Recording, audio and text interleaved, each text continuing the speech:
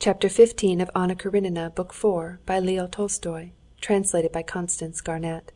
This recording is in the public domain. Recording by Marianne. The streets were still empty. Levin went to the house of the Shtcherbatskys. The visitors' doors were closed and everything was asleep. He walked back, went into his room again, and asked for coffee. The day servant, not Yegor this time, brought it to him.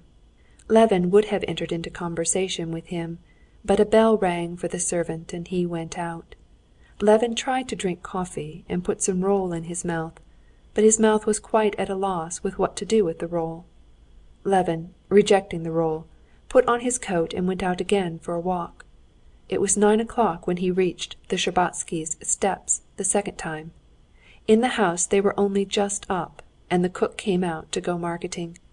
He had to go through at least 2 hours more. All that night and morning Levin lived perfectly unconsciously, and felt perfectly lifted out of the conditions of material life. He had eaten nothing for a whole day. He had not slept for 2 nights. He had spent several hours undressed in the frozen air, and felt not simply fresher and stronger than ever, but felt utterly independent of his body. He moved without muscular effort, and felt as if he could do anything. He was convinced he could fly upwards, or lift the corner of the house if need be. He spent the remainder of the time in the street, incessantly looking at his watch and gazing about him. And what he saw then, he never saw again after. The children especially going to school, the bluish doves flying down from the roofs to the pavement, and the little loaves covered with flour, thrust out by an unseen hand, touched him. Those loaves, those doves, and those 2 boys were not earthly creatures. It all happened at the same time. A boy ran towards a dove and glanced smiling at Levin. The dove with a whir of her wings started away, flashing in the sun, amid grains of snow that quivered in the air, while from a little window there came a smell of freshly baked bread, and the loaves were put out. All of this together was so extraordinarily nice that Levin laughed and cried with delight. Going a long way round to Gadzetsny Place and Kislovka, he went back again to the hotel, and putting his watch before him, he sat down to wait for 12 o'clock.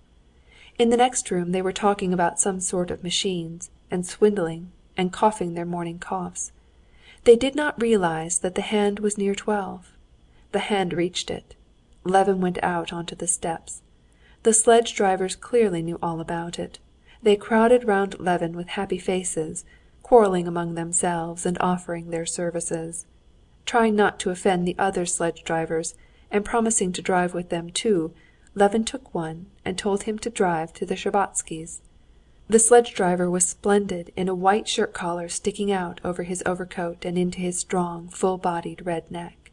The sledge was high and comfortable, and altogether such a one as Levin had never drove in after, and the horse was a good one, and tried to gallop but didn't seem to move.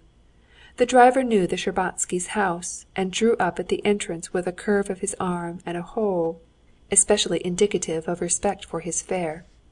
The Shtcherbatskys' hall porter certainly knew all about it.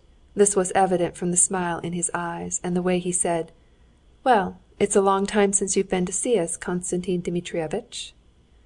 Not only he knew all about it, but he was unmistakably delighted and making efforts to conceal his joy.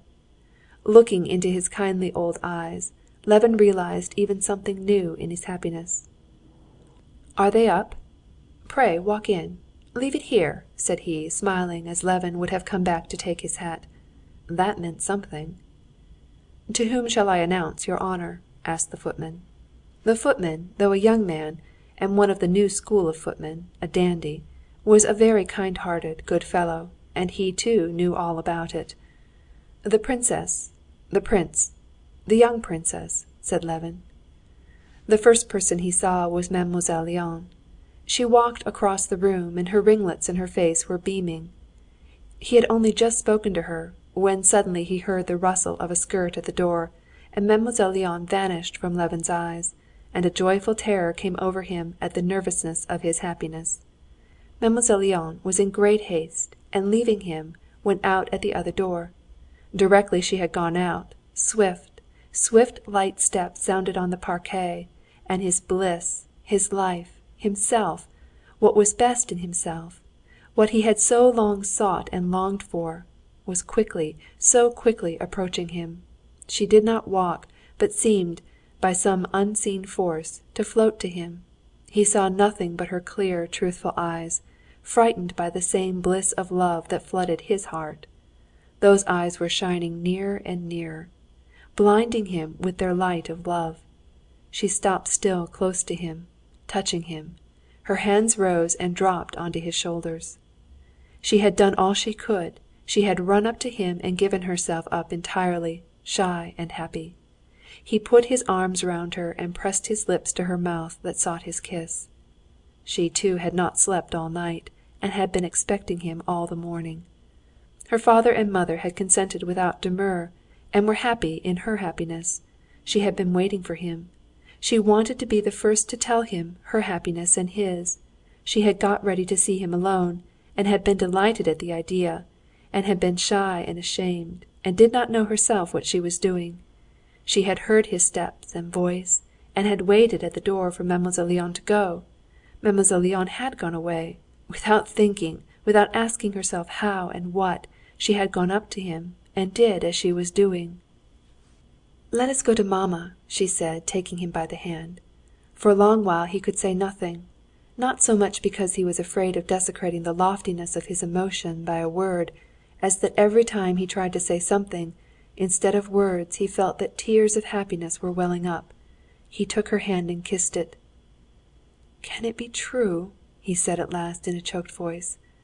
"I can't believe you love me, dear."